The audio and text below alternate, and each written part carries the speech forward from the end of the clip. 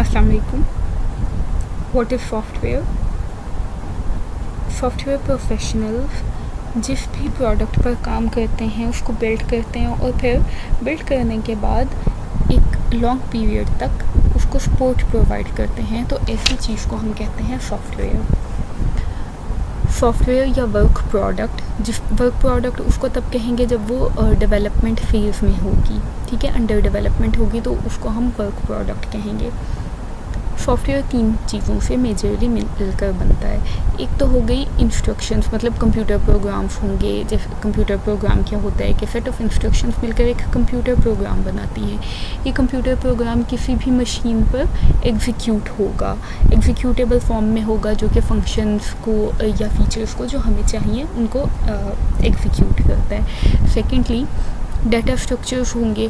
Data structure क्या करेगा कि इनेबल करेगा हम जो भी डाटा प्रोवाइड कर रहे हैं अपनी मशीन को, उसको स्टोर करें, उस पर कुछ मैनिपुलेशन परफॉर्म करेंगे और उसके बाद हमें इंफॉर्मेशन प्रोवाइड करेगा। थर्ड चीज़ हमारे पास क्या होगी? डॉक्यूमेंटेशन।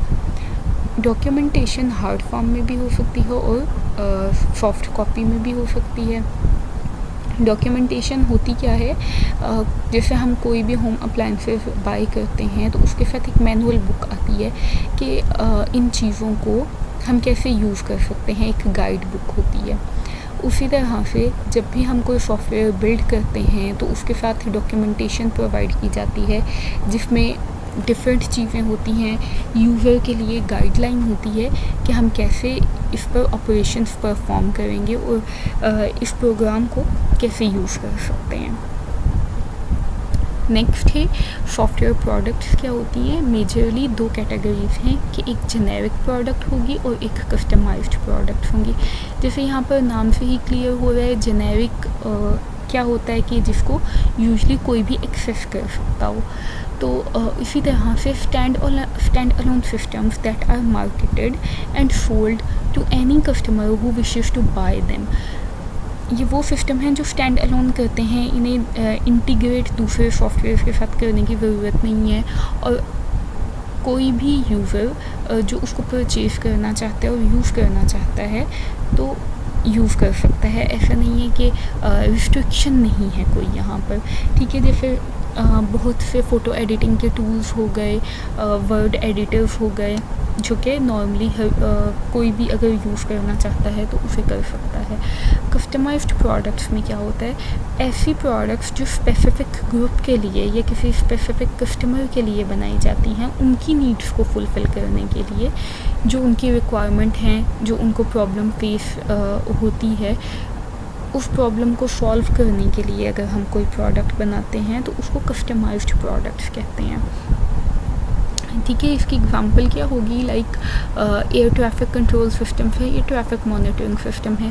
अब जब हम बात करें एयर ट्रैफिक कंट्रोल सिस्टम्स की, तो जो लोग एयरपोर्ट पर हैं, जो एयर ट्रैफिक को कंट्रोल कर रहे हैं, उन लोगों का कंसर्न इस सिस्टम से है। जो पैसेंजर हैं या दूसरे लोग हैं, उनका कोई कंसर्न इस सिस्टम से नहीं है, ठीक है। तो ऐसी प्रोडक्ट्स जो किसी स्पेसिफिक ग्रुप के लिए बनाई जाती हैं उन्हें हम कस्टमाइज्ड प्रोडक्ट्स कहते हैं। अच्छा, सॉफ्टवेयर इम्पोर्टेंट क्यों है?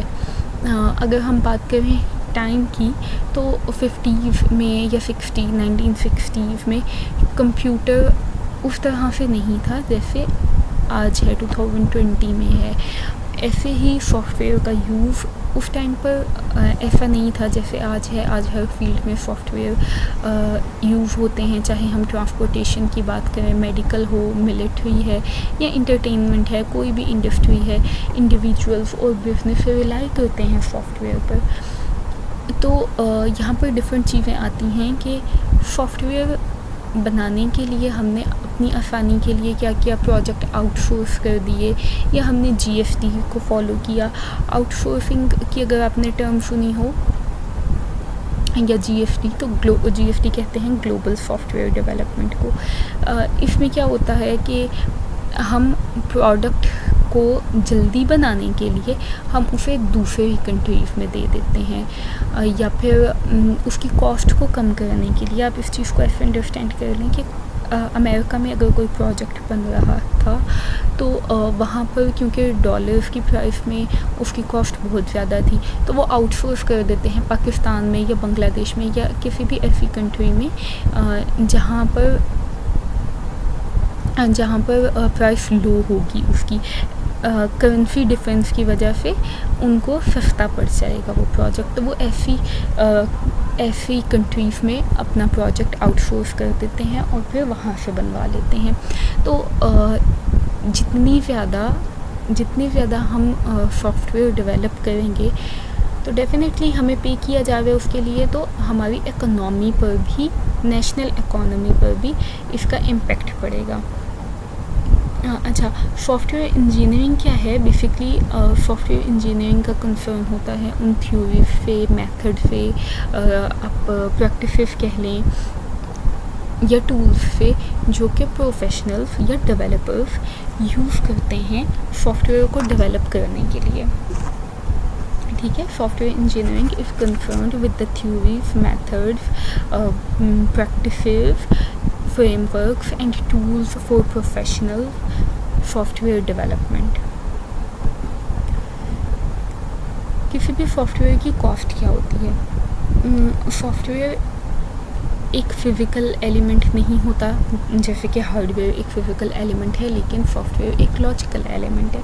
ठीक है, समहाउ दोनों के कैरेक्टरिस्टिक्स किसी हद तक सेम हैं, सिमिलैरिटीज़ एग्जिस्ट करती हैं, लेकिन सेम ऐसा ही है कि डिफरेंसेस भी बहुत सारे आते हैं दोनों में। जैसे पर्पस दोनों का डिफरेंट है, और उसके अलावा अगर हम बात करें हाई क्वालिटी की, चाहे सॉफ्टवेयर हो या चाहे हार्डवेयर हो, हम दोनों में से कोई भी चीज़ बनाते हैं तो उसके लिए आपको क्वालिटी अचीव करना पड़ेगी।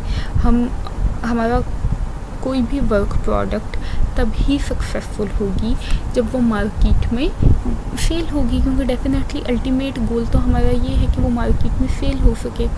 ठीक है, मार्केट में सेल वो कब होगी? जब उसका डिज़ाइन या उसकी क्वालिटी अच्छी होगी। उसकी क्वालिटी को बेहतर बनाने के लिए हम अच्छी डिज़ाइन प्रैक्टिसेस यूज़ करते हैं।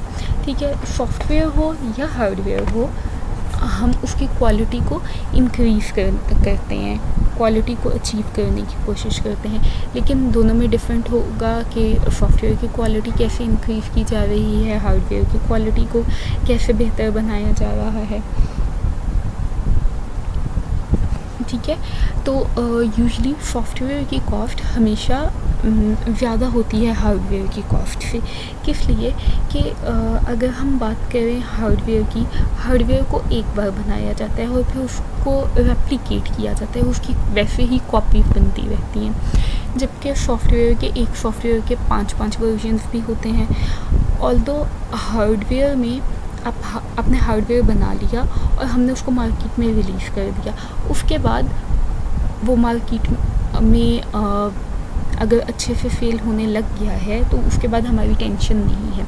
जबकि सॉफ्टवेयर के केस में हमने मार्केट में रिलीज़ कर दिया सॉफ्टवेयर, उसके बाद भी आपको मेंटेनेंस प्रोवाइड करनी पड़ती है, सपोर्ट प्रोवाइड करनी पड़ती है। जैसे हम लोग सब यूज़ करते हैं एप्लीकेशंस, तो आप देखते हैं कि थोड़े टाइम के बाद आपको अपडेट आती है। किसी भी सिंपली अगर हम व्हाट्सएप को ही देख लें तो थोड़े टाइम के बाद आपको अपडेट आ जाती है कि इसको अपडेट करें और उसमें कुछ चेंजेस हो जाएंगे, कोई न्यू फीचर ऐड कर दिया, न्यू फंक्शनैलिटी ऐड कर दी या उसका इंटरफेस को थोड़ा सा और अच्छा बना दिया। ठीक है, उसमें टाइम टू टाइम चेंजेस आते जा रहे हैं। मतलब हमने रिलीज़ करने के बाद जब वो यूज़ में था तब भी हम उसको सपोर्ट प्रोवाइड कर रहे हैं। For system with a long life, maintenance cost may be several times development cost। क्या होगा कि शायद हमारी डेवलपमेंट कॉस्ट इतनी हाई ना हो, लेकिन मेंटेनेंस कॉस्ट हमारी बहुत ज़्यादा होगी, क्योंकि टाइम के साथ साथ चीज़ें चेंज होती जाती हैं और जैसे चीज़ें चेंज होंगी हमें अपने सिस्टम को अपडेट करना होगा। Software engineering is concerned with the cost effective software development. Software engineering की जैसे हमने बात की कि ये प्रैक्टिसेस होती हैं, तो उनका कंसर्न यहाँ पर ये होगा हम कैसे कॉस्ट को कम से कम रखते हुए सॉफ्टवेयर को डेवलप करें। ओके ना, फीचर्स क्या होते हैं किसी भी सॉफ्टवेयर के? It's characteristics that make it different from other things human being build. वो कौन से करेक्टरिस्टिक्स हैं जो एक सॉफ्टवेयर को डिफरेंट बनाते हैं दूसरी चीज़ों से जो भी ह्यूमन बीइंग्स बनाते हैं, चाहे वो फिजिकल हों या कुछ और है। Features of such logical system, software is developed और engineered, it is not manufactured in the classical sense which has quality problem। ठीक है, वेरी फर्स्ट हम सबसे पहले ये देखते हैं कि सॉफ्टवेयर को हम हमेशा डेवलप करेंगे या इंजीनियर करेंगे। सॉफ्टवेयर के लिए कभी भी हम मैन्युफैक्चर की टर्म यूज़ नहीं करते। इंजीनियर क्या होता है कि किसी भी चीज़ को हम पार्ट्स की फॉर्म में, ब्लॉक्स की फॉर्म में बनाएं तो उसको हम कहते हैं इंजीनियर करना। ठीक है, सॉफ्टवेयर डिवेंट वेयर आउट, मतलब वेयर आउट का क्या मतलब है कि जैसे हार्डवेयर है तो हार्डवेयर वेयर आउट कर जाता है, मतलब उसकी बॉडी एक टाइम के बाद ख़राब होने लग जाती है। डिफरेंट फैक्टर्स होते हैं हार्डवेयर के इन्वायरमेंटल कंडीशंस उस पर इफ़ेक्ट करती हैं। डस्ट होगी, डस्ट की वजह से उसकी बॉडी ख़राब होने लग जाएगी। ठीक है, हीट है, डिफरेंट एस्पेक्ट्स हैं। जबकि सॉफ्टवेयर पर ये चीज़ें डस्ट हो गया, क्योंकि ये तो एक लॉजिकल स्कीमा है, इस पर ये चीज़ें इफ़ेक्ट नहीं करती, but it deteriorates due to change. Software wear out तो नहीं हो रहा, लेकिन उसमें चेंजेस आते जा रहे हैं। उसको ख़राब करने वाली क्या चीज़ है? जो टाइम के साथ साथ चेंजेस आते हैं वो सॉफ्टवेयर की मेंटेनेंस कॉस्ट को हाई कर देते हैं। Although the industry is moving toward component-based constructions, component-based constructions में क्या है कि हम उसको पार्ट्स में बनाएंगे और फिर हम उनको यूज़ कर सकें, रीयूजेबल कंपोनेंट्स बनाएंगे, ताकि उन कंपोनेंट्स को जो हमने एक सॉफ्टवेयर के लिए बनाए हैं, जब दूसरी एप्लीकेशन कोई हमारे पास आती है तो जो कि किसी हद तक सिमिलर है तो उसमें भी हम रीयूज़ कर सकें। Most software continues to be custom build, जो कि कस्टमर्स के लिए, जैसे हमने बात की, कस्टमाइज्ड सॉफ्टवेयर होते हैं, मतलब वो किसी स्पेसिफिक कस्टमर के लिए बनाए जा रहे हैं।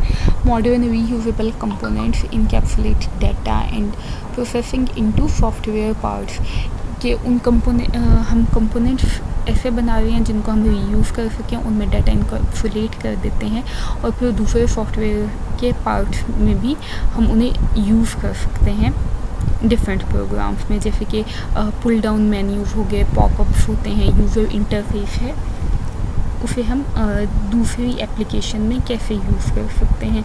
इससे क्या होगा कि हमारा टाइम भी कम यूज़ होगा और कॉस्ट को भी हम किसी हद तक कम कर सकते हैं। अच्छा, वेयर वर्सेस डिटोरियोरेशन क्या है? अगर हम सॉफ्टवेयर की बात करें और हार्डवेयर की बात करें, सॉफ्टवेयर के लिए जो फर्स्ट वाला कर्व है, फेलियर रेट एक साइड पर है और एक साइड पर टाइम है। पहला कर्व हार्डवेयर का है कि हार्डवेयर कैसा होता है। स्टार्ट में प्रॉब्लम्स आते हैं, उसके बाद जब हम उन प्रॉब्लम्स को टैकल कर लेते हैं, डिज़ाइन फाइनल हो जाता है, तो उसमें कोई चेंजेस नहीं आते। ठीक है, हार्डवेयर का कर्व कुछ ऐसा होगा जैसे ये फर्स्ट लाइन है। उसके बाद जब एक टाइम स्पेन गुजर जाता है, लाइक 4 साल 5 साल, तो उसकी बॉडी ख़राब होना स्टार्ट हो जाती है, वो वेयर आउट कर जाता है। तो जब भी हम बात करते हैं हार्डवेयर की, तो ये शेप देता है कुछ बाथटब कर्व की, क्योंकि आफ्टर अ टाइम वो फिर से ख़राब होना स्टार्ट हो जाता है, फेलियर की साइड पर ऊपर की तरफ मूव होने लग जाता है। अब जब हम देखें सॉफ्टवेयर को, तो सॉफ्टवेयर का कर्व कैसा होना चाहिए? आइडियलाइज कर्व तो ऐसा होना चाहिए कि स्टार्ट में फेलियर आया और उसके बाद ये बिल्कुल स्ट्रेट हो गया, जैसे जैसे टाइम गुजरता जा रहा है तो हमारी प्रोडक्ट बिल्कुल स्मूथ चल रही है। बट रियल टाइम में, रियल लाइफ में ऐसा नहीं होता। स्टार्ट में फेलियर रेट ज़्यादा होता है, उसके बाद जैसे जैसे टाइम स्पेन गुजरता है, प्रोडक्ट डेवलपमेंट होती है, तो वो कम होता जाता है, फेलियर रेट कम होता जाता है। बिल्ड हो गया, उसके बाद अब क्या होगा? कोई ना कोई चेंज आ जाएगा। वो चेंज मार्केट की वजह से भी हो सकता है, वो चेंज क्लाइंट की वजह से भी हो सकता है, वो चेंज यूज़र की वजह से भी हो सकता है। ओके, तो फर्स्ट हम यहाँ पर देख लेते हैं कि क्लाइंट और यूज़र क्या है। समटाइम्स आपका क्लाइंट या कस्टमर यूज़र भी होगा। जैसे जिसने आपको रिक्वेस्ट की बनाने के लिए, मैंने अगर आपको रिक्वेस्ट की है एक सॉफ्टवेयर बनाने के लिए, और आगे चल के जब आप बना लेंगे, डेवलप कर लेंगे, तो उस सॉफ्टवेयर को यूज़ भी मैं ही करूँगी। तो एट द सेम टाइम मैं कस्टमर भी हूँ, क्लाइंट भी हूँ और यूज़र भी हूँ उस सिस्टम की। लेकिन अगर मैंने आपको टास्क दिया, आपको एक गेम बनाने के लिए कहा, जो गेम मैं तो नहीं खेलूँगी, लेकिन जब आप उसको बना लेंगे तो वो और बहुत से किड्स हैं उसके, लेट्स सपोज उसका यूज़र कोई किड है, बच्चे उस गेम को खेलेंगे। तो मैं कस्टमर हूँ या क्लाइंट हूँ उस प्रोजेक्ट की, लेकिन यूज़र मैं नहीं हूँ उसका। ठीक है, यूज़र वो बच्चे हैं जो उस गेम को खेलेंगे। तो ऐसे ही मार्केट की तरफ से आ सकता है, या फिर क्लाइंट की तरफ से आ सकता है, या यूज़र की तरफ से आ सकता है। इन्वायरमेंटल चेंजेस हो सकते हैं, वो चेंजेस प्रोडक्ट को अफेक्ट करते हैं। जो भी हमारी डेवलपमेंट में, अंडर डेवलपमेंट जो हमारी वर्क प्रोडक्ट है, उसको अफेक्ट करते हैं।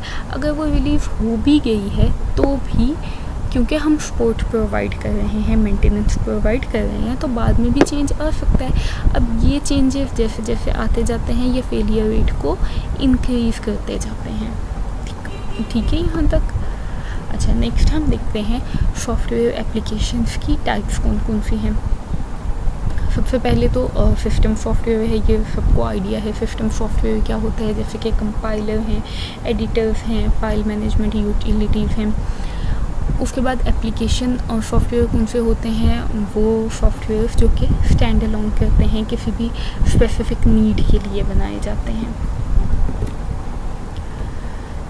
साइंटिफिक सॉफ्टवेयर कौन से होते हैं, जो बायोलॉजिकल साइंसेस में यूज़ होते हैं, स्ट्रेस एनालिसिस के लिए या मॉलिक्यूलर बायोलॉजी के लिए, केमिस्ट्री और इन साइंस सब्जेक्ट्स में जो सॉफ्टवेयर यूज़ होते हैं, उनको हम इंजीनियरिंग या साइंटिफिक सॉफ्टवेयर कहते हैं। एम्बेडेड सॉफ्टवेयर ऐसे सॉफ्टवेयर जो कि किसी भी मशीन के अंदर एम्बेड किए जाते हैं, लाइक कार्स में एम्बेडेड सॉफ्टवेयर होते हैं, या एक माइक्रोवेव की आप एग्जांपल देख लें, जो उसका कीपैड होता है, उस कीपैड को आप यूज़ करते हैं और फिर फंक्शनैलिटी परफॉर्म होती है, तो वो भी एक सॉफ्टवेयर की टाइप है। ऐसे सॉफ्टवेयर को हम एम्बेडेड सॉफ्टवेयर कहते हैं, जो यूजुअली अप्लायंसेस में एम्बेड किए होते हैं। प्रोडक्ट लाइन सॉफ्टवेयर कौन से हैं, focus on limited market place to address mass consumer market. जैसे वर्ड प्रोसेसिंग हो गया, डेटाबेस है, डेटाबेस मैनेजमेंट के हैं, जो किसी भी लिमिटेड यूज़र्स को देखते हुए या उनको एड्रेस करने के लिए बनाए जाते हैं। वेब एप्लीकेशन, सेम सबको आइडिया है कि वेब ऐप्स या वेब एप्लीकेशन कौन सी एप्लीकेशंस होती हैं। और AI बेस्ड सॉफ्टवेयर्स कौन से होंगे, जो कि नॉन न्यूमेरिकल एल्गोरिदम्स हैं, सॉल्व करते हैं कॉम्प्लेक्स प्रॉब्लम के लिए, या फिर रोबोटिक्स में एनालिसिस के लिए, वॉइस रिकग्निशन वगैरह में जो यूज़ होते हैं, उनको हम AI बेस्ड सॉफ्टवेयर्स कहते हैं। ठीक है, न्यू कैटेगरीज कैसे कौन सी हैं, जैसे कंप्यूटिंग की फील्ड में रोज़ कुछ ना कुछ न्यू एडवांसमेंट होती रहती है। तो परवेसिव कंप्यूटिंग है, यूबिक्विटस कंप्यूटिंग, डिस्ट्रीब्यूटेड कंप्यूटिंग का भी आप लोगों को आइडिया है क्या होती है। वायरलेस नेटवर्किंग की वजह से डिस्ट्रीब्यूटेड कंप्यूटिंग हो गई।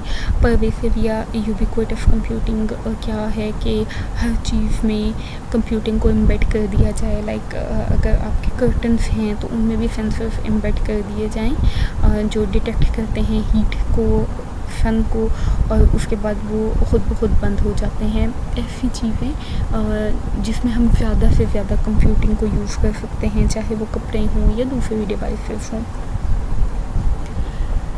ठीक है, उसके बाद है open source free source code, open source भी आप लोगों को आइडिया है ओपन सोर्स सॉफ्टवेयर कौन से होते हैं जिनका सोर्स कोड फ्रीली अवेलेबल होता है, जिसमें चेंजेस किए जा सकते हैं।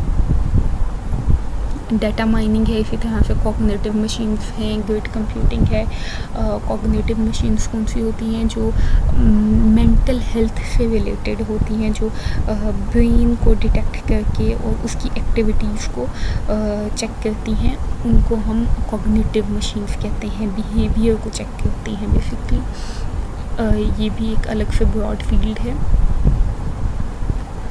अच्छा, अब हम देखते हैं कि सॉफ्टवेयर तो हमने देख लिया क्या होता है। सॉफ्टवेयर इंजीनियरिंग क्या है। फर्स्ट डेफिनेशन को अगर हम देखें सॉफ्टवेयर इंजीनियरिंग की, तो ये क्या है, is the establishment and use of sound engineering principles in order to obtain economically software that is reliable and works efficiently on real machines। अच्छा, वो प्रिंसिपल्स कोई भी सेफ इंजीनियरिंग प्रिंसिपल्स या प्रैक्टिसेस हैं जो कि एक ऐसा सॉफ्टवेयर बिल्ड करेंगी जो कि एफिशिएंटली वर्क भी करता हो, मतलब ठीक से कम्प्लीटली विदाउट एरर्स चलता हो, वर्किंग कंडीशन में हो और उसमें कोई फ्लॉ नहीं होगा। वो इकोनॉमिकली भी ठीक हो, मतलब उसकी कॉस्ट बहुत ज़्यादा ना हो। लाइक बनानी तो एक छोटी सी एप्लीकेशन थी, एक लॉगिन का मॉड्यूल बनाना था, लेकिन उसकी कॉस्ट जो थी वो बहुत ज़्यादा हाई थी। ठीक है, तो उसको कॉस्ट इफ़ेक्टिव भी होना चाहिए और वो प्रिंसिपल्स जो हम बनाने के लिए, किसी भी सॉफ्टवेयर को डेवलप करने के लिए यूज़ करेंगे वो हैं। अब सॉफ्टवेयर इंजीनियरिंग की नीड क्यों थी 50s में? अगर हम बात करें स्टार्ट से देखें कंप्यूटर्स को, कंप्यूटर की जनरेशन्स को, तो स्टार्ट में किसी को भी 50s में 1940s में किसी को आइडिया नहीं था कि कंप्यूटर का यूसेज इतना ज़्यादा हो जाएगा विद द टाइम बीइंग। अब के दौर में हम देखें तो कंप्यूटर एक ऐसी चीज़ है जिसको हम इग्नोर नहीं कर सकते, हम निगलेक्ट नहीं कर सकते। हर जगह पर साइंस मेडिकल फील्ड में देख लें, मशीन्स, ज़्यादा से ज़्यादा मशीन्स, न्यू ऑटोमेटेड मशीन्स आ जाती हैं, उनमें एम्बेड हुए हैं सॉफ्टवेयर। उसके अलावा डिटेक्ट कर रहे हैं चीज़ों को। आजकल कोविड का टाइम है तो उसके लिए भी एप्लीकेशंस बनी हैं। ठीक है, इंजीनियरिंग में है, साइंसेस में है। तब किसी को आइडिया नहीं था कि इतना ज़्यादा सॉफ्टवेयर या इतनी ज़्यादा कंप्यूटिंग टेक्नोलॉजी की वर्थ होगी। ठीक है, अब जब कंप्यूटिंग इतनी ज़्यादा हो गई है कि हर जगह पर है, तो उसको हमने करेक्ट कैसे करना है। डेफिनेटली इंजीनियर्स पर या प्रोफेशनल्स पर भी ये रिस्पॉन्सिबिलिटी ज़्यादा हो गई है कि वो जो भी बना रहे हैं उसको करेक्ट बनाएं, एडॉप्टेबल फॉर्म में बनाएं, ऐसे बनाएं कि उस पर टाइम कम लगे और हम उसको चेंज भी कर सकें टाइम के साथ। जैसे कोई प्रॉब्लम आ जाती है, लेट्स सी रिसेंटली बहुत से सिस्टम्स जो ऑलरेडी बने हुए थे, कोविड की वजह से सबको वर्क फ्रॉम होम पे जाना पड़ा, तो बहुत सी चीज़ें ऐड करनी पड़ी। ऑनलाइन अटेंडेंस और मीटिंग्स वगैरह का सिस्टम भी इंक्लूड करवाने पड़े उन सिस्टम्स में जो ऑलरेडी बने हुए थे। किसी कंपनी का अगर सिस्टम बना हुआ था तो अब उन्हें अपने एम्प्लॉयज़ को बहुत सी फैसिलिटीज़ देने के लिए और चीज़ें इंट्रोड्यूस करवानी पड़ी और फंक्शनैलिटीज़ इंट्रोड्यूस करवानी पड़ी। ठीक है, तो इनको मेंटेनेंस एक्टिविटीज़ को कैसे हम यूज़ कर सकते हैं, कैसे एब्जॉर्ब कर सकते हैं, रिसोर्सेज को हमने कैसे यूज़ करना है। तो सॉफ्टवेयर कम्युनिटी क्या ट्राई करती हैं कि कैसे हम इस चीज़ को ईज़ी बना सकते हैं, फास्ट बना सकते हैं कि हम लिमिटेड रिसोर्सेज में और लिमिटेड टाइम में प्रोडक्ट की डिलीवरी कर सकें और इसको लेस एक्सपेंसिव भी बनाएं, मतलब ये कॉस्ट इफ़ेक्टिव भी हो। ठीक है, तो इसके लिए हम सॉफ्टवेयर इंजीनियरिंग को फॉलो करते हैं, उन प्रैक्टिसेस को फॉलो करते हैं, क्योंकि सॉफ्टवेयर इंजीनियरिंग क्या है, ये वो प्रैक्टिसेस हैं जिनको यूज़ करते हुए हम ये चीज़ें अचीव कर सकते हैं, कॉस्ट इफ़ेक्टिव डिलीवरी करें और टाइमली डिलीवर करें, बहुत ज़्यादा एक्स्ट्रा टाइम ना लें। ठीक है, अब जो फर्स्ट डेफिनेशन हमने देखी ये एक रिसर्चर थे फिट्स जिन्होंने प्रपोज की थी, बट इसमें कुछ चीज़ें हैं जिनको इग्नोर किया गया या फिर ये उतनी ज़्यादा डिटेल नहीं है जितनी होनी चाहिए थी। जैसे ये डायरेक्टली एड्रेस नहीं कर रही कि कस्टमर सेटिस्फेक्शन होनी चाहिए सॉफ्टवेयर इंजीनियरिंग के लिए। लाजमी है कि आपने कस्टमर सेटिस्फेक्शन को अचीव करना है। टाइमली प्रोडक्ट डिलीवरी इसमें इंक्लूड नहीं है। फिर ये इग्नोर कर रही है इम्पोर्टेंस ऑफ सॉफ्टवेयर मेट्रिक्स को। मेट्रिक्स क्या होते हैं ये हम आगे जाके देखेंगे, ठीक है। तो IEEE की जो डेफिनेशन है सॉफ्टवेयर इंजीनियरिंग के लिए वो क्या है? The application of a systematic discipline quantifiable approach to the development, operation and maintenance of software. मतलब ये एक सिस्टमेटिक कहते हैं स्टेप वाइज अप्रोच को, जिसमें हम डिफ़ाइन हो कि पहले हमने ये स्टेप परफॉर्म करना है, उसके बाद हमने नेक्स्ट स्टेप ये परफॉर्म करना है, एक डिसिप्लिन फॉर्म में हम चलें, ठीक है। क्वांटिफाइबल अप्रोच है मतलब हम देख सकते हैं कि अगर हम इस फेज़ में हैं या इस स्टेप पर हैं तो हम कहाँ लाई कर रहे हैं, क्या हम इसको बना सकेंगे और हमारी सक्सेस चांसेस क्या हैं, ठीक है। To the development, operation and maintenance of software, मतलब उसकी डेवलपमेंट के लिए और उसकी मेंटेनेंस के लिए। That is the application of engineering to software, उस सॉफ्टवेयर को बनाने के लिए। और फिर क्या है, उन अप्रोचेस की स्टडी जो कि ये सारा काम करेंगे। मतलब हमारे पास किसी भी एप्लीकेशन को बनाने के लिए एक वे बता दिया है, एक क्वांटिफाइबल अप्रोच है या कोई प्रैक्टिस बता दी है जो कि सिस्टमेटिक होगी, वो डिफरेंट फेजेस में होगी और वो बताएगी कि फ़र्स्ट स्टेप में आपको ये काम परफॉर्म करना है, लाइक रिक्वायरमेंट गैदर करनी है आपको अपने कस्टमर से। उसके बाद फिर आपको उस पर एनालिसिस करना है, ठीक है। उस रिक्वायरमेंट को चेक करना है, जो रिक्वायरमेंट आपको क्लाइंट ने दी है क्या वो ठीक भी है या नहीं ठीक। अगेन उसको वेरीफाई करने के बाद फिर आपने डेवलपमेंट करनी है, ठीक है। ऐसी अप्रोच होगी जो कि सीक्वेंस में, किसी सीक्वेंस में होगी कि कैसे हमने डेवलपमेंट करनी है और फिर हमने कैसे इस सॉफ्टवेयर को मेंटेनेंस प्रोवाइड करनी है। फिर उन सब प्रैक्टिसेस की, उन सब अप्रोचेस की स्टडी जो ये काम कर रही हैं वो भी सॉफ्टवेयर इंजीनियरिंग में ही इंक्लूड होगी। आई होप आपको यहाँ ये चीज़ क्लियर हो गई हो।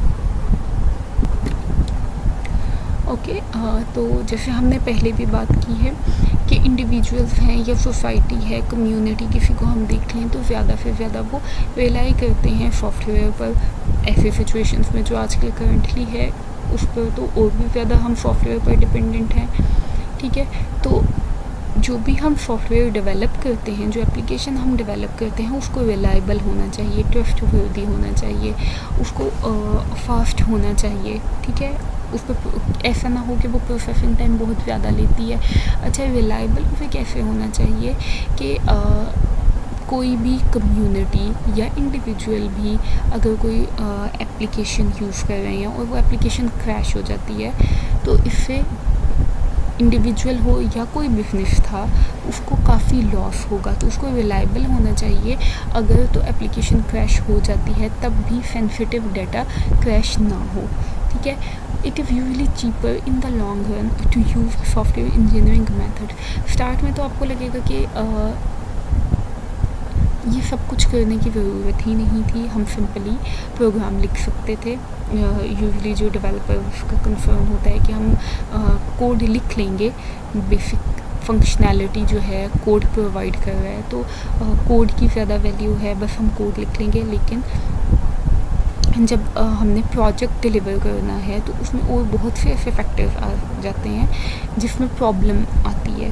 तो उसके लिए लॉन्ग रन में एक सॉफ्टवेयर प्रोसेस को फॉलो करना हमारे लिए रिलेटिवली बहुत आसान और कॉस्ट इफ़ेक्टिव रहता है। जबकि अगर आपने ऐसे ही कोड करना स्टार्ट कर दिया, कोई प्रोसेस मॉडल फॉलो नहीं किया, प्रोसेस मॉडल फॉलो नहीं किया, मतलब आपने कोई अप्रोच फॉलो नहीं की। कोई भी काम हम नॉर्मली रूटीन में देखें जो हम डिसिप्लिन अप्रोच में करते हैं और बस ऐसे ही लेके शुरू हो जाते हैं, उन दोनों में काफ़ी डिफरेंस होता है, ठीक है। उन दोनों के रिजल्ट्स में डिफरेंस आता है, उनके टाइम में डिफरेंस आ जाता है। एक को करने में ज़्यादा टाइम लगता है, एक को कम करने में कम लगता है। With the time being for start शायद आपको ऐसा लगेगा कि जो बस कोड कर लिया तो उसमें कम टाइम लगता है, लेकिन उसमें जो आगे चलकर प्रॉब्लम्स आते हैं वो बहुत ज़्यादा सवेयर होते हैं, सिवियरिटी लेवल उसमें बहुत ज़्यादा हाई होता है, ठीक है। तो to use software engineering methods and techniques for software system rather than just write the program as it was a personal programming project, कि जैसे ये आपके कोई असाइनमेंट है, बस आप स्टार्ट हो जाएं प्रोजेक्ट पर कोड करने के लिए, तो उससे बहुत ज़्यादा बेहतर होगा अगर हम कोई इंजीनियरिंग का मेथड या प्रोसेस मॉडल या प्रैक्टिस को यूज़ करते हैं। For most type of system, the majority of costs are the cost of changing the software after it has done into use। ये जैसे हमने पहले भी बात की कि जो सबसे ज़्यादा कॉस्ट है वो उसकी मेंटेनेंस कॉस्ट होती है, बाद में जो चेंजेस आते हैं उनको अकोमोडेट करने में जो कॉस्ट यूज़ होती है, ठीक है। तो स्लाइड नंबर 11 और 12 ये वो हैं जो we have already done, so you can read it। और इन चीज़ों के बारे में थोड़ा आपको आइडिया है भी, इनफैक्ट मोस्टली आपको आइडिया है सॉफ्टवेयर क्या होता है, सॉफ्टवेयर इंजीनियरिंग क्या है, जो चीज़ें मैंने अभी पीछे डिफ़ाइन भी की, और फिर कंप्यूटर साइंस क्या होता है। इसमें अगर कोई कन्फ्यूजन हुआ फिर भी तो we can discuss it letter.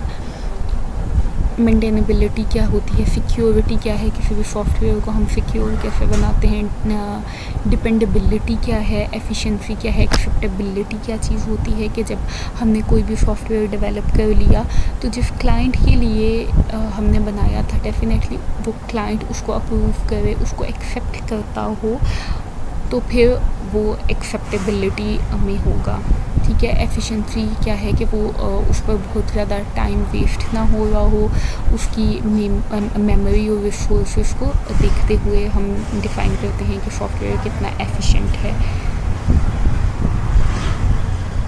Okay, then हमारे पास आती है लेयर्ड टेक्नोलॉजी।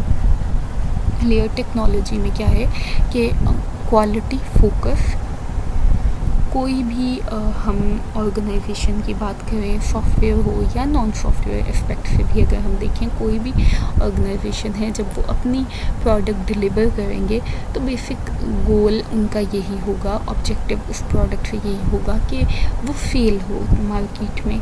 डेफिनेटली वो फेल होगी तो ही कंपनी को, ऑर्गेनाइजेशन को फ़ायदा होगा, बट वो फेल कब होगी जब उसकी क्वालिटी अच्छी होगी, ठीक है। तो कोई भी क्वालिटी फोकस प्रोडक्ट हमने जब बनानी है उसके लिए हम डिफरेंट स्टेप्स को फॉलो करते हैं।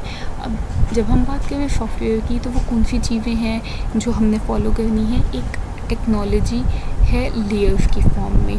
सबसे पहले हमारे पास है प्रोसेस मॉडल, मतलब प्रोसेस लेयर है, देन मेथड, देन टूल्स। तो प्रोसेस जो है वो इसकी फाउंड के लिए आपको प्रोसेस को फॉलो करना होगा, ठीक है। तो प्रोसेस क्या होता है, an engineering approach must rest on organizational commitment to the quality, ठीक है। किसी भी ऑर्गेनाइजेशन की कमिटमेंट होती है कि वो क्वालिटी को अचीव करेंगे, और सॉफ्टवेयर इंजीनियरिंग का तो प्रोसेस ही कंटिन्यूस इम्प्रूवमेंट कल्चर है कि हम अपनी प्रैक्टिसेस को, अपने प्रोसेसेस को कैसे बेहतर से बेहतर बना सकते हैं, कैसे उनको और अच्छा बना सकते हैं कि फास्टर डिलीवरी हो, काम और ईजी हो जाए, हम इफेक्टिव वे में डेवलपमेंट कर सकें, ठीक है। Process layer are the foundation defines a framework with activities. Framework क्या होता है, किसी भी सेट ऑफ एक्टिविटी को हम फ्रेमवर्क कहते हैं, okay. With activities for effective delivery of software engineering technology. Process layer foundation है, ये ग्लू की तरह काम करता है दूसरे लेयर्स के साथ, ठीक है। इसमें फ्रेमवर्क एक्टिविटीज़ होती हैं जिससे हम डेवलप कर सकें, मतलब वो एक्टिविटीज़ इसमें होती हैं जिससे हम इफ़ेक्टिव डिलीवरी कर सकें, मतलब टाइमली डिलीवरी कर सकें और प्रोडक्ट भी हमारी एग्जीक्यूटेबल कंडीशन में हो। उसके अलावा ये क्या करता है कि एक ऐसा कॉन्टेक्स्ट लाइक एनवायरनमेंट ऐसा बनाता है जिसमें प्रोडक्ट्स जो भी हमारी प्रोडक्ट होगी जिस पर काम हो रहा है, वो कोई मॉडल भी हो सकता है, रिपोर्ट भी हो सकती है, फॉर्म भी हो सकता है, प्रोड्यूस किया जाएगा। ठीक है, जिस पर भी करंटली काम हो रहा है उसे हम वर्क प्रोडक्ट कहेंगे। ये डिपेंड करता है फेज़ पर कि हम कौन से फेज़ में हैं, या आप इसको सिंपली ऐसे कंसीडर कर लें कि हम कौन से स्टेप पर हैं, हम स्टेप 1 पर हैं या हम स्टेप 4 पर हैं, हम डेवलपमेंट फेज़ में हैं या हम फर्स्ट फेज़ पर रिक्वायरमेंट के फेज़ पर हैं। तो जो जिस चीज़ पर हम काम कर रहे हैं अभी उसको हम वर्क प्रोडक्ट कहेंगे। ठीक है, वो मॉडल भी हो सकता है, वो फॉर्म भी हो सकता है। कोई वर्क प्रोडक्ट प्रोड्यूस करते हैं, माइलस्टोन इस्टेब्लिश किए जाते हैं, मतलब हर फेज़ का कोई ना कोई गोल होता है कि स्टेप 1 कंप्लीट होगा तो स्टेप 2 में हम जाएंगे ना, लेकिन स्टेप 1 कंप्लीट हम कंसीडर कब करेंगे? अगर तो लॉगिन मॉड्यूल मेरा कंप्लीट हो गया जिसमें रजिस्ट्रेशन भी हो रही है तो मैंने कंसीडर कर लिया कि माइलस्टोन जो था वो अचीव हो गया, जो माइलस्टोन या गोल जो मैंने इस्टेब्लिश किया था वो अचीव हो गया, तो अब मैं फर्दर डेवलपमेंट कर सकती हूँ। ठीक है, quality if insured and change if managed.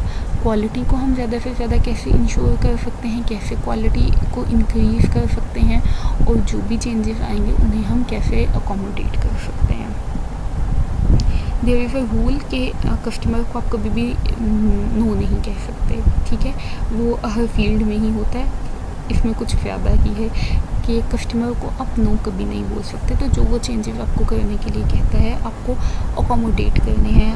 Although हम 100% उसको अकोमोडेट नहीं कर सकते, बट मेजॉरिटी जितनी हम अकोमोडेट कर सकते हैं जिस हद तक, और क्योंकि हमने फर्दर भी देखना है कि बाद में भी जब इसको मेंटेनेंस प्रोवाइड करनी है तो चेंज आएंगे, उनको भी हमने कैसे मैनेज करना है, तो वो सारी चीज़ें हम वो सारा इन्वायरमेंट जो है वो एक प्रोसेस इस्टेब्लिश करता है।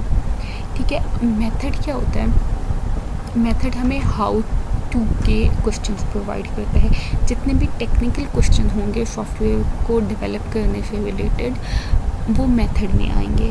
ठीक है, like it encompasses many task including communication है, रिक्वायरमेंट एनालिसिस है, ये वो चीज़ें हैं जो डेवलपमेंट में होती हैं। कम्युनिकेशन भी होगी सॉफ्टवेयर डेवलपमेंट से रिलेटेड, रिक्वायरमेंट एनालिसिस होगा, ये डिफ़ाइन मॉडलिंग होगी। तो ये कैसे होगी? लेट्स सपोज अगर हम कम्युनिकेशन की बात करें तो क्लाइंट से कम्युनिकेशन आपकी कैसे होगी टीम की? वो फ़ेस टू फेस होगी या वो किसी मीडियम के थ्रू होगी। ठीक है, ये चीज़ें जो टेक्निकल क्वेश्चन हैं कि ये काम कैसे होगा, टेस्टिंग करनी है तो टेस्टिंग कैसे की जाएगी, क्योंकि हर काम करने के हमारे पास डिफरेंट वेज होते हैं। रिक्वायरमेंट एनालिसिस करने के लिए हमारे पास डिफरेंट वेज हैं। ठीक है, प्रोग्राम कंस्ट्रक्शन करने के लिए हमारे पास डिफरेंट प्रैक्टिसेस हैं, टेस्टिंग करने के लिए भी हमारे पास डिफरेंट टाइप की टेस्टिंग्स हैं, डिफरेंट टूल्स हैं। तो वो हम कैसे करेंगे? जितने भी टेक्निकल क्वेश्चन होंगे वो मेथड में इंक्लूड होंगे। ठीक है, देन हमारे पास नेक्स्ट लेयर थी टूल्स क्या होते हैं। टूल्स ऑटोमेटेड भी टूल्स हो सकते हैं और सेमी ऑटोमेटेड टूल्स भी हो सकते हैं जो कि सपोर्ट प्रोवाइड करेंगे प्रोसेस और मेथड को। लेट्स सपोज हमने कम्युनिकेशन की बात की थी मेथड में कि कम्युनिकेशन कैसे होगी। अगर तो फेस टू फेस कम्युनिकेशन है दैट विल बी ओके, लेकिन अगर कम्युनिकेशन किसी मीडियम के थ्रू, किसी चैनल के थ्रू है तो वो कम्युनिकेशन कैसे होगी? वो हम ईमेल के थ्रू करेंगे या फिर हम टूल को यूज़ करते हुए कर सकते हैं। लाइक अगर तो टीम की कम्युनिकेशन है तो MS प्रोजेक्ट के थ्रू हो सकती है, या और कौन सा टूल है जो हम यूज़ करते हुए कम्युनिकेशन कर सकते हैं। रिकॉर्डेड रहेंगी चीज़ें और वो फर्दर यूज़ हो सकेंगी। एक जो आपके यहाँ से टूल से बिल्ड हुई है चीज़ वो दूसरी किसी फेज़ में इनपुट हो सकती है। ठीक है,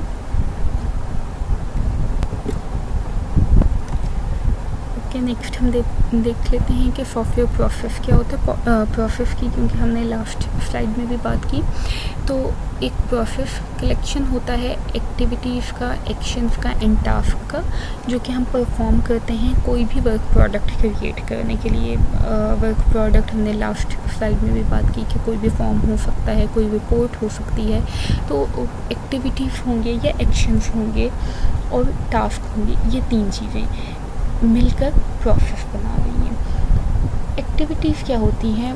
एक्टिविटीज़ वो चीज़ होगी जिसका कोई ब्रॉड ऑब्जेक्टिव,